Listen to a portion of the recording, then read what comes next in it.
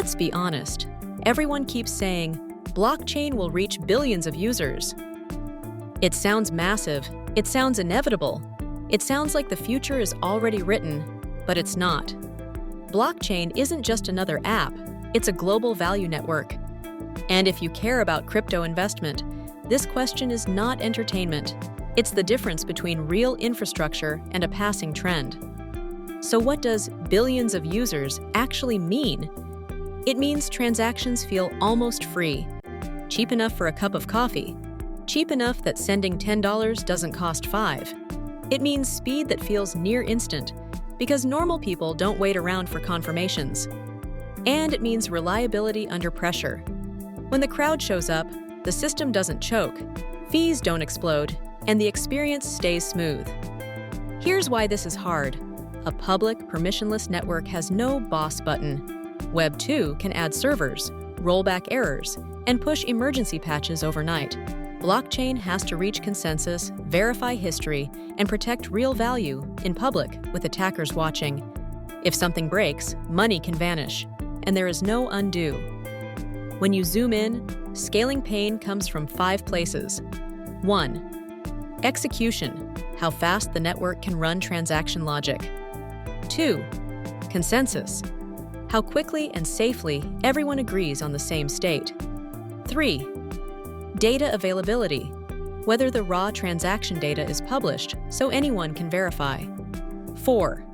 Networking, how fast information propagates across the globe. 5. State growth, the long-term weight of storing and validating an ever-expanding ledger. Now the industry has basically 3 big routes. Route 1. Scale Layer 1 directly and keep everything on one chain. Route 2. Use Layer 2 rollups that execute elsewhere and settle back to Layer 1. Route 3. Go modular.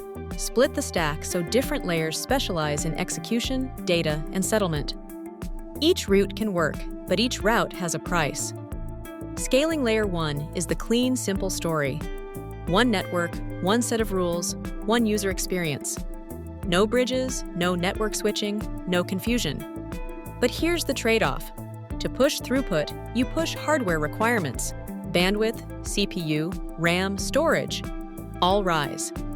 If full nodes become data center only, decentralization shrinks, and the system quietly drifts toward the very model it promised to replace. Layer 2 rollups are the flashy workhorse. The idea is simple. Process transactions off-chain, bundle them, then post data and proofs back to Layer 1 for security and final settlement. Users get cheaper fees and faster execution. But the reality is brutal. Rollups still need to publish data somewhere so the world can verify.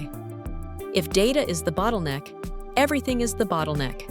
And that's why the data availability layer becomes a battlefield.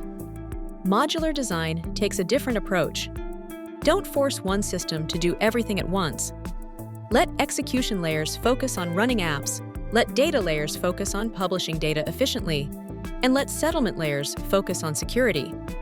This can unlock huge scale, but it also creates more moving parts, more layers, more standards, more bridges, and more integration risk. Powerful, yes. Simple, no. So what's the realistic endgame? Probably not one chain eats the world. More likely, one or a few strong settlement layers, surrounded by many rollups and app-specific chains, backed by efficient data availability, and then a user experience layer that hides complexity.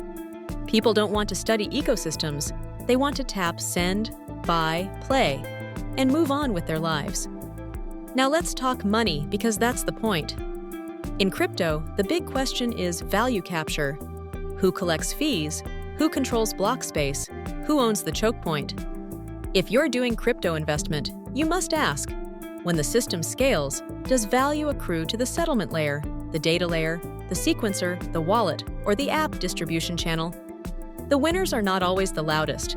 They're the ones positioned at the bottleneck. Here are the investor-grade signals to watch. 1. Data availability utilization. Is the data layer congesting? 2.